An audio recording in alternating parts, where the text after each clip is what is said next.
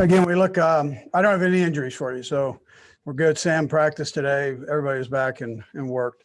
Look forward to the challenge of playing the Buccaneers. We know they're a good football team and well coached, and they got good players. So we're going through the preparation for that opportunity to play them. And it started today. So that time's yours. Let's go first to Herbie Tiopi. Go ahead, Herbie. Hey, Coach, good afternoon. Two questions here for you. With Byron Pringle obviously going on injured reserve, it kind of stretches your wide receiver position kind of thin. Who would be the next man up in that position, and then how do you feel about the depth? And, Brad, I'll have one more. Yeah, well, we've got a couple guys. I mean, that we can put up, and that are also good special teams players. So we'll make that decision once we get there. But the guys that have played before there, so that we can elevate. And finally, Coach, the decision to bring back Stefan Wisniewski, how beneficial is it to bring a guy like that who knows your scheme this late in the season? Yeah, so you can't have enough offensive linemen or defensive linemen. I mean, that's been proven, and so to be able to add one like Stefan, that's a big thing. He had been banged up a little bit, and now he's healthy, and so we welcome him back. It's a great job by Veach doing that and his crew. Let's go next to Sam Mellinger. Go ahead, Sam. Hey, Andy. One thing we've seen this year is a lot of opponents change the way they defend. They defend you guys differently than they do other opponents, particularly in how often they blitz. I'm wondering if that's a trend you've noticed more this season. Does that make it harder to prepare for a team when they don't play you the way they look on film? Yeah, I mean, there's enough familiar. You can't change everything. I mean, there's not enough time in a week to do everything. So as far as changing it, and the guys learn it with all the different formations and things that they have to work to cover. So there's enough similar to where we can have a good base, and then we always work the blitz game. So we make sure we cover all that too. Let's go next to Seren Petro. Go ahead, Seren.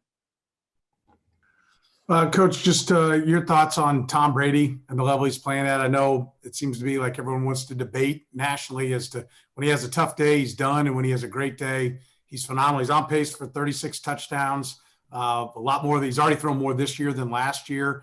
A little more high risk, high reward maybe in the offense. Just what you think of Tom Brady and how he's playing right now?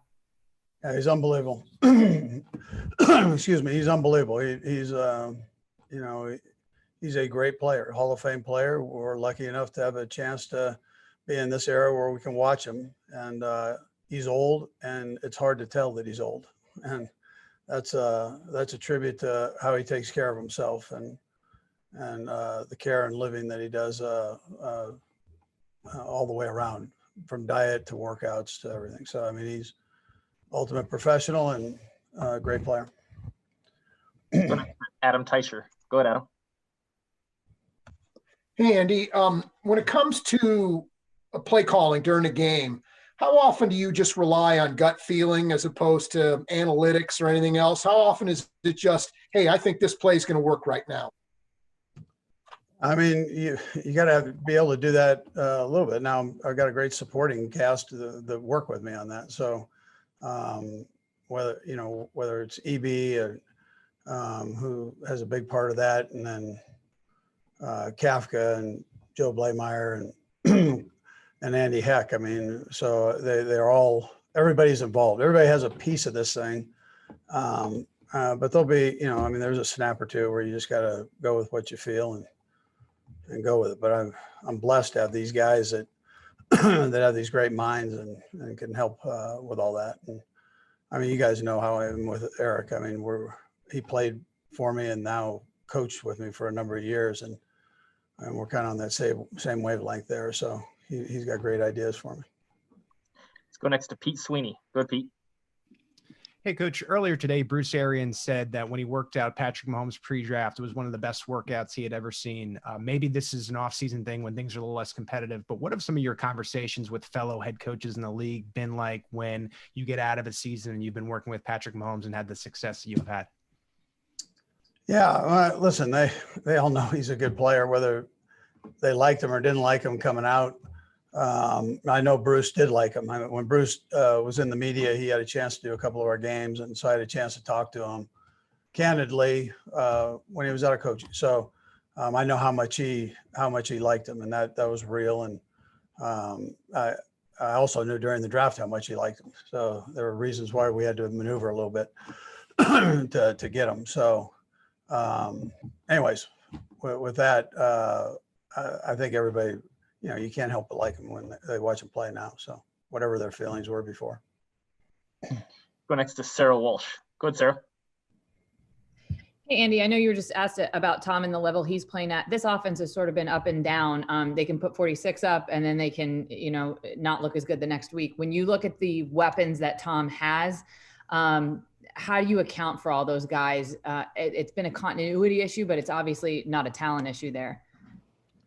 Yeah. So, I mean, you have to prepare and study them and do the best you possibly can at covering the guys. I mean, if you're playing zone, to narrow the depth and width of the zones the best you can, and and then if you can pressure them, get pressure on Tom. But he's playing pretty good football right now, and whatever anybody says, he's playing pretty good football, and and he's making everything, he's making that work. So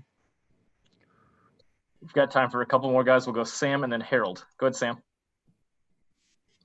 Hey, Andy, just generally speaking, in a 2-minute drill like you had on Sunday night, how much more responsibility is on the quarterback than would normally be, in a first quarter situation? How much do you just sort of leave up to Patrick in those situations?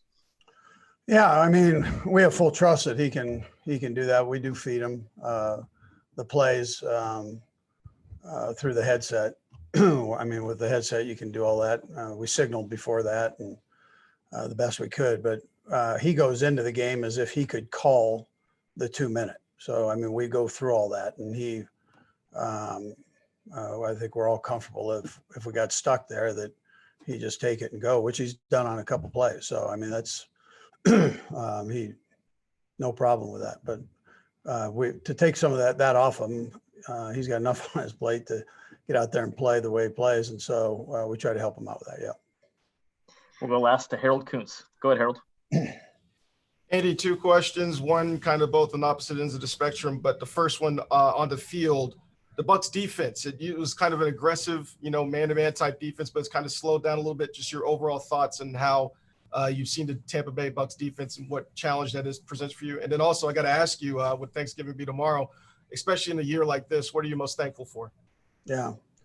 Well, let me start with the first one. Todd Bowles coached with me in Philadelphia. Ultimate respect for him, and he's got a great feel for the game, and he's a great play caller. So you've got to be ready for anything, any time of the game, any field position. He's sharp. So that's the way we'll go in. We'll try to make sure we have all the bases covered. They've shown quite a little bit of stuff. So we got to make sure that we got all that covered. And I'm grateful for family. And, I always say the extended family is here too. So with the players, I feel very lucky and thankful to be able to do what I do in the National Football League and then have the family I have. So, that fires me up every day, makes 62 seem like I'm 20. So I'm excited.